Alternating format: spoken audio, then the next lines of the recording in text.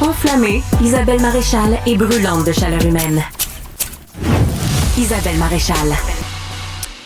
C'est un témoignage qui risque de vous toucher au cœur parce que vous êtes peut-être dans la même situation que mon invitée, Alexandra Gilbert, qui est représentante légale de son père, qui vient de publier d'ailleurs Le curateur public et moi, un déficit d'humanité. Je vous recommande cet ouvrage qui est un véritable outil pour essayer de comprendre notre rôle comme représentant légal de nos proches. Ça peut être un parent, ça peut être un enfant, ça peut être toute personne là, qui a besoin d'un représentant légal.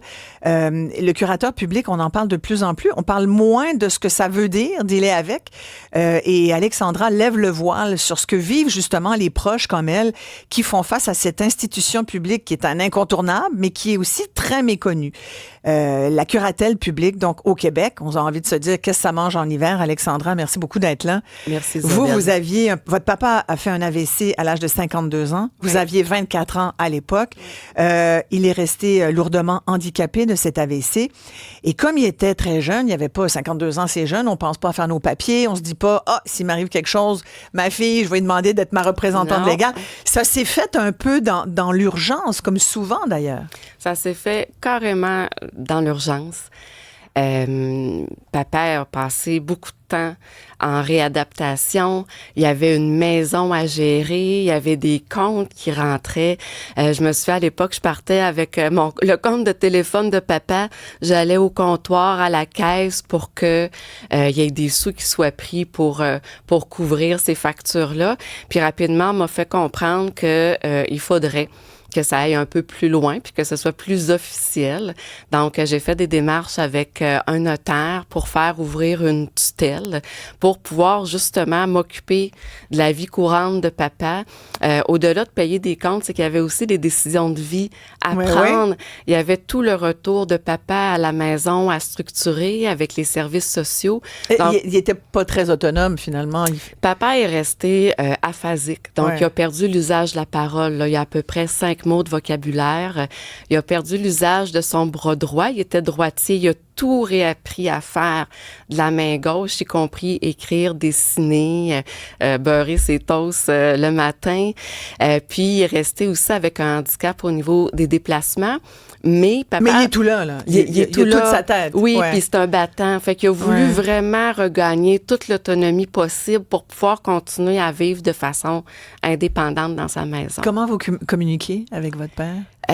Je dirais que quand c'est simple, c'est vraiment des phrases oui, non, tout ce qui est concret, c'est facile, il va répondre. Puis comme papa était prof d'art plastique à Polyvalente, ben il savait très bien dessiner.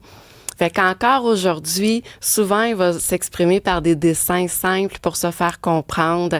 On a développé toutes sortes d'outils, mon frère puis moi, des listes de personnes qu'il peut pointer quand il veut qu'on appelle ou qu'on parle à quelqu'un pour faire l'épicerie. On lui a fait, là, en découpant dans des circulaires, là, quand ça existait encore puis que c'était très répandu. On lui a fait tout un petit livre pour qu'il puisse justement... Qu'est-ce que tu veux manger? Là, il pointe les tomates, les concombres. De quoi tu as besoin à l'épicerie? Vous racontez votre expérience donc de représentante légale. Il y en a 9500 au Québec. Ça fait beaucoup de monde. Puis des fois, beaucoup de gens qui, quand ils commencent cette relation avec le curateur public, savent pas du tout dans quoi ils s'embarquent. Vous avez d'entrée de jeu dans votre livre, vous allez à la rencontre de Laurent.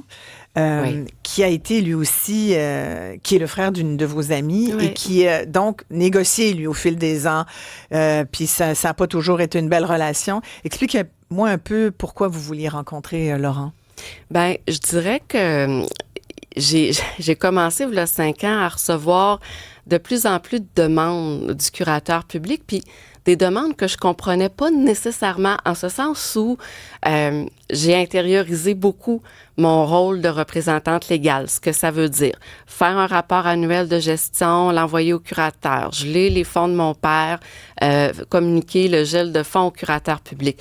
Mais là, je recevais des demandes que je retrouvais pas sur Internet, qui étaient très contradictoires. On me donnait de l'information aussi d'une fonctionnaire à l'autre très différente. Donc, j'ai commencé à me questionner. C'était lourd aussi, beaucoup. C'était extrêmement lourd parce qu'il y avait quand même un bon débit. Là, on sent qu'il y a un système derrière. Là. Exactement. Puis le système, il veut du papier. Oui, la machine, elle veut du papier. Elle veut cocher des cases, elle veut qu'il se passe quelque chose, mais c'est pas clair quoi exactement.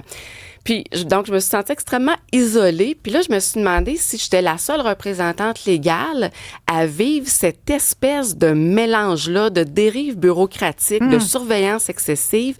Donc, j'ai fait appel à mon entourage pour essayer d'identifier mes pairs, dont Laurent, à qui j'ai pu parler. Puis je dirais qu'à chaque fois que j'ai rencontré... J'ai 3 témoignages dans mon essai.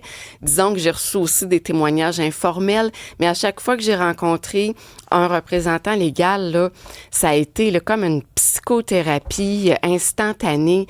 Moi, ça m'a fait énormément de bien. Ça a fait du bien aussi à ces personnes-là parce que en 2 secondes, tout de suite, on se posait des questions. Toi, le curateur, t'as-tu demandé ci, t'as-tu demandé ça? Ah non! Et toi, comment tu gères telle affaire? Ouais. Fait qu'on était tout de suite là, dans des détails de la gestion de tutelle qu'il y a juste nous autres, finalement, qui comprend. Mais Laurent, il le dit d'ailleurs, il dit une tutelle, c'est comme gérer une micro-business on the side. Tu gères une TTE, une petite entreprise et tu ponctionnes du temps de ta vie personnelle et professionnelle à gauche, à droite. C'est pour ça qu'il y en a beaucoup d'ailleurs. Le danger, puis d'où l'importance de votre témoignage, Alexandra Gilbert, c'est qu'on disait qu'il y a presque 10 000 représentants légaux. Il va y en avoir de plus en plus parce qu'on est dans une société vieillissante. On n'aura pas le choix de s'occuper nos parents, mais des fois, c'est... Laurent, lui, c'était son frère qui avait eu un problème alors qu'il était tout jeune. Puis là, si les parents meurent, ben là, il y a beaucoup d'autistes, des jeunes qui sont sur le trouble du spectre de l'autisme. Bon, sur le spectre du trouble de l'autisme, il y a toutes sortes d'enjeux aujourd'hui qui font qu'on peut être appelé à s'occuper d'un proche. Mais il y a une différence. Vous n'êtes pas forcément l'aidant naturel. Vous n'êtes pas forcément reconnu comme aidant naturel, mais vous devez gérer toute la paperasse, comme on vient de dire. Puis pour Laurent et comme pour d'autres, ça devient tellement lourd qu'on veut plus le faire. Oui, je dirais que c'est un grand paradoxe parce que à travers l'écriture de mon essai, justement, j'ai voulu comprendre pourquoi est-ce que mon rôle de représentante légale était associé seulement à des aspects financiers. Ouais, voilà. Parce que moi, j'ai l'impression que je suis une proche aidante aussi. Ouais. Ben, vous l'êtes? Ben, je considère que oui, mais j'ai pas l'impression que le curateur public me voit comme une proche aidante, ni les autres institutions québécoises aussi, alors qu'il y a une continuité entre les rôles, il y a une complémentarité aussi. Moi, je fais pas juste brasser du patrimoine. Je m'occupe de quelqu'un qui est vulnérable, puis ben, papa vieillit plus vite que la moyenne parce que il est en situation de handicap. Donc, il y a toutes sortes de problématiques extrêmement humaines qui se présentent. Ça parle, Alexandra. Aline, entre autres, qui dit la proche aidance. On dirait que le gouvernement se fout complètement de nous et de notre temps. On est peu reconnus. Émilie, elle dit, j'ai 25 ans. Elle a 25 ans, c'est l'âge que vous aviez presque à l'époque, quand vous vous êtes pour la première fois occupé de votre papa. Elle dit, j'ai 25 ans, je suis proche aidante aussi, c'est tellement difficile mentalement. Claude dit, une procuration, c'est une question en fait de Claude, il dit, une procuration notariée n'aurait-elle pas libéré, vous aurait-elle pas libéré finalement du curateur public? Parce que c'est vrai que, puis on va y venir, mais c'est intéressant, cette procuration notariée, parce que dans le fond, vous vous trouvez à faire tout ce que votre père peut pas faire. Ouais. Que vous avez regardé cette éventualité? Est-ce que c'était obligé d'être la curatelle? C'est une excellente question. Je suis pas notaire, mais j'ai fait les démarches justement auprès d'une notaire pendant la rédaction de mon essai. En fait, moi puis mon chum, on s'est dit, on va se protéger l'un l'autre et on va se protéger du curateur public. Donc, à partir du moment où une personne est considérée comme étant inapte, la procuration notariée, si elle existe, ne s'applique plus. Il faut faire homologuer un mandat de protection, ce qu'on appelait à l'époque un mandat en cas d'inaptitude, s'il y en a un. Mais s'il n'y a ni procuration notariée, ni mandat de protection, c'est l'ouverture d'une tutelle pour pouvoir avoir accès. Donc, pour pouvoir gérer les affaires de nos proches. C'est ça. Donc, ce que ça veut dire, Alexandra Gilbert, c'est qu'il faut avoir un mandat en cas d'inaptitude.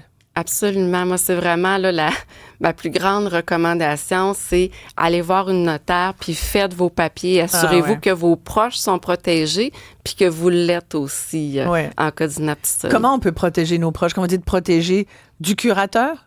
Ben moi, c'est toujours Parce ça. que vous, quand je regarde votre histoire, puis celle de Laurent, je veux dire, Laurent, ça a même été une histoire médiatisée, vous le rappelez dans votre essai. Laurent, on a reproché à son père, parce que son frère avait 2 ans et demi quand il est arrivé cet incident qui l'a rendu paralysé. Il fallait vraiment s'occuper de lui. Il est resté coincé sous une plaque de glace. Bref, il y a eu une poursuite. La famille a gagné la poursuite. Ouais. Il y a eu de l'argent donné. L'argent, d'ailleurs, qui a été placé par le père et ensuite par Laurent, puis la famille. En fait, ils ont presque gagné tout le temps, sauf qu'on a dit des affaires épouvantables sur eux, comme quoi que la curatelle a dit que le père avait essayé de faire de l'argent sur le dos de son fils, s'était acheté une maison.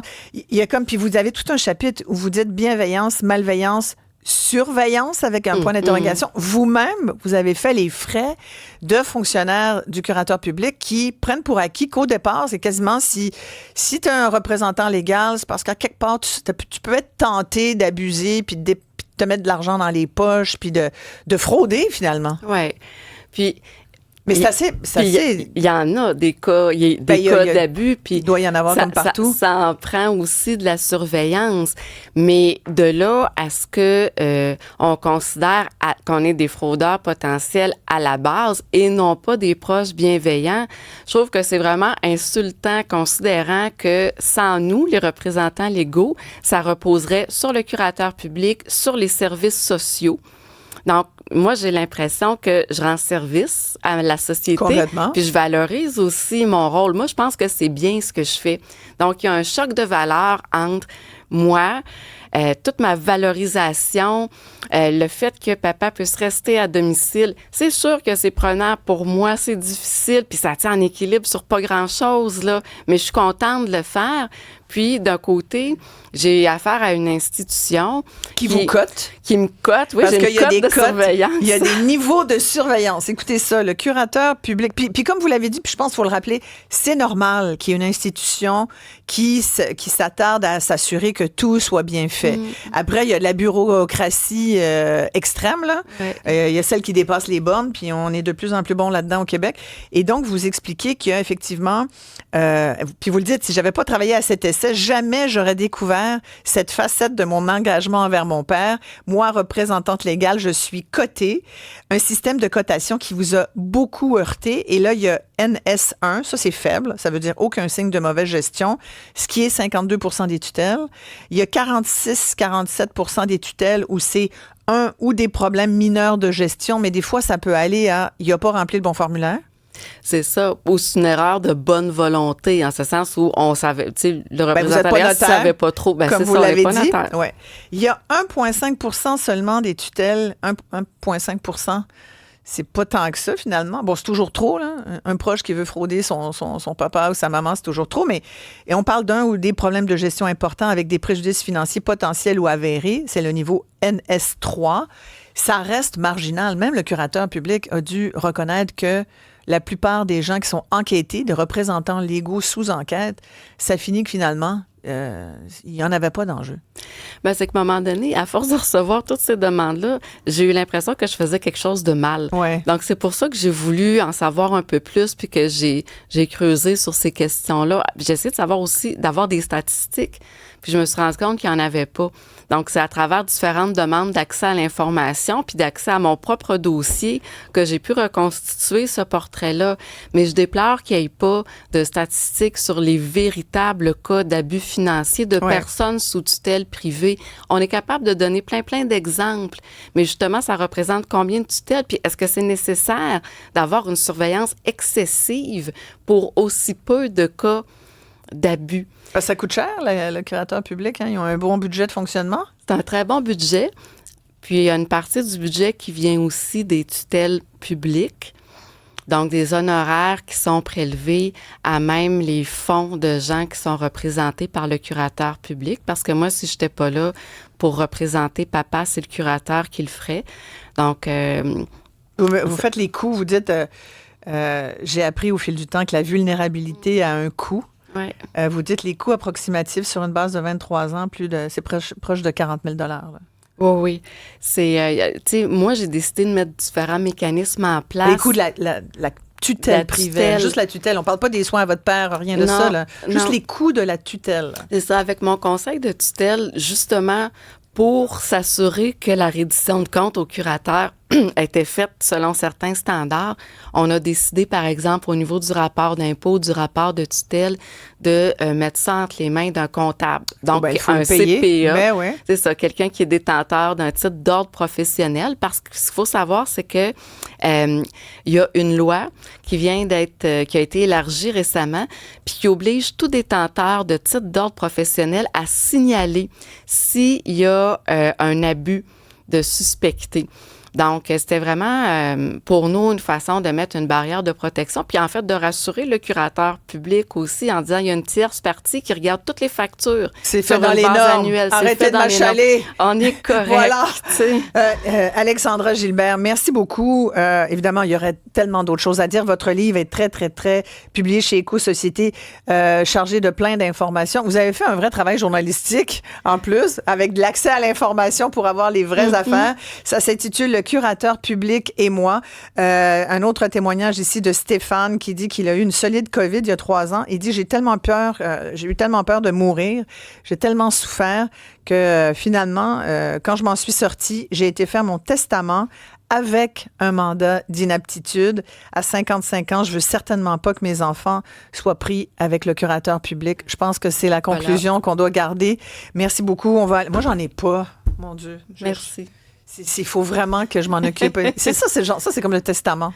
Oh oui. Ça, c'est le genre d'affaire que tu dis, plus tard, puis c'est tellement une mauvaise décision, il faut y aller. Alors, merci de me le rappeler. Merci de le rappeler à mes auditeurs. Merci, Isabelle. Alexandra Gilbert, merci beaucoup. Vous serez au Salon du Livre, j'imagine. Oui, absolument. Fait que les gens qui auront d'autres questions pourront vous en parler. Puis sans doute plein de témoignages. Les témoignages vont continuer d'arriver. C'est parfait. On va s'arrêter ici. Très courte pause au retour. Mon Dieu, tu sais, quand arrive le petit fret de l'automne, annonciateur de la neige d'hiver, on a hâte de se blottir dans une petite doudoune. On va en parler avec des tricoteuses tout de suite après la pause.